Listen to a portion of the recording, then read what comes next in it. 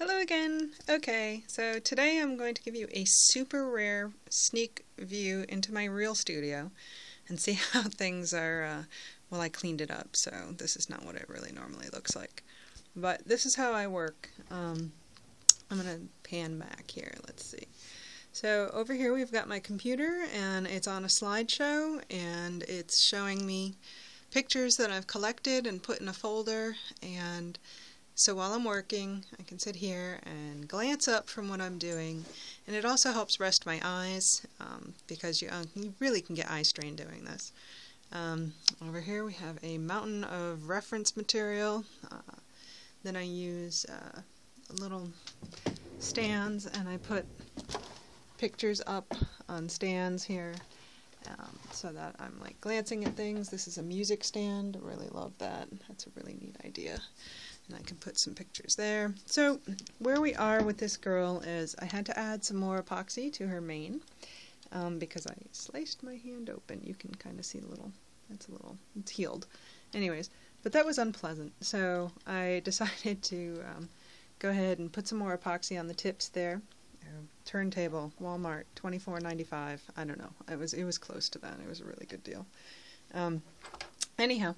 So now the next things that I'm going to start doing are checking with my contour tool and my compass to make sure that proportions and sizes are correct with her before I really get too far into it. I have a proportion chart. Maybe I can post some photos of it, but there are all sorts of proportion charts in textbooks. You really need to learn to use them. Generally they go by a head length. My phone beeped at me. Generally they go by a head length, and then you compare the head length to, whoa, this is very hard to do, shoulders. It's important to know your point of shoulder is right here. I don't have a skeleton in front of me, but anyways, that is really hard to feel in a real horse. If you're petting a horse, this is all muscle, and there's this little bit of point of shoulder that comes out here. When people talk about shoulder lengths, they're talking point of shoulder, and the back of the scapula is generally somewhere around here. Other lengths to talk about are length of legs, and I should actually do a whole special thing just on that. You measure from areas like the stifle right here down to the hock.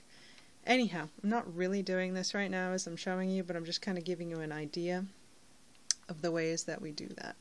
So this is a great tool. You can also just use a pencil. You can hold a pencil up to a horse's head and go, oh, okay, it's about this long, it's roughly this long, yeah, it's roughly a couple back lengths and a half.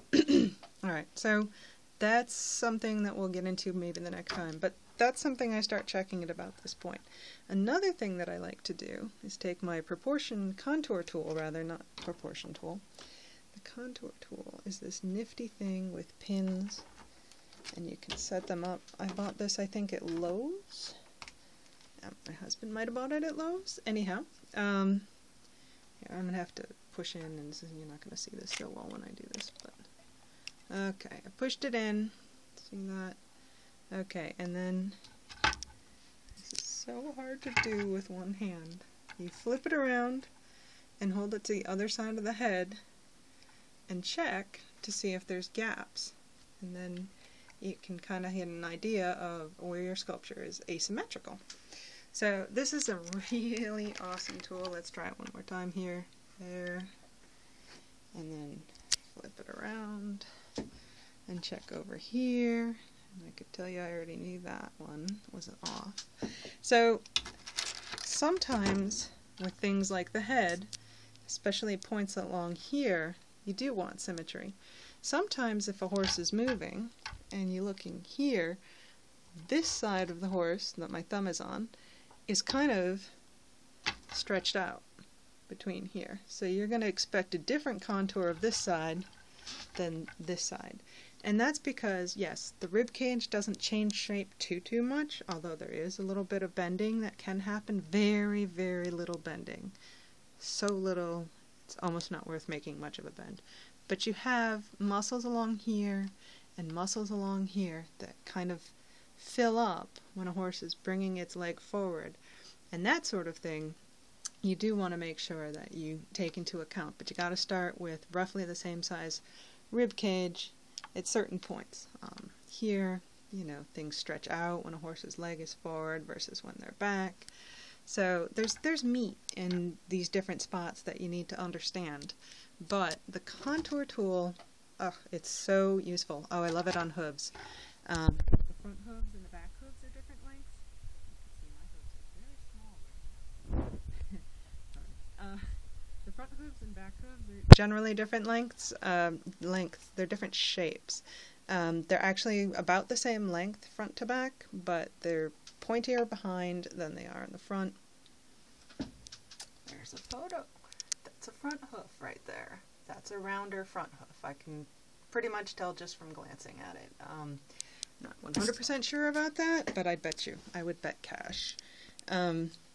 Anyhow, and hind hooves are a little bit pointier. Then I don't have an example of a hind hoof in front of me. I do. Okay. This is a shoe of a hind hoof. You can see that it's pointy. This is the same horse shoe of the front hoof. As you can see, whoops, they're not making a lot of racket. Well, they're actually not quite the same length, but they're close to the same length and very different in shape. Anyhow, that's what I'm talking about.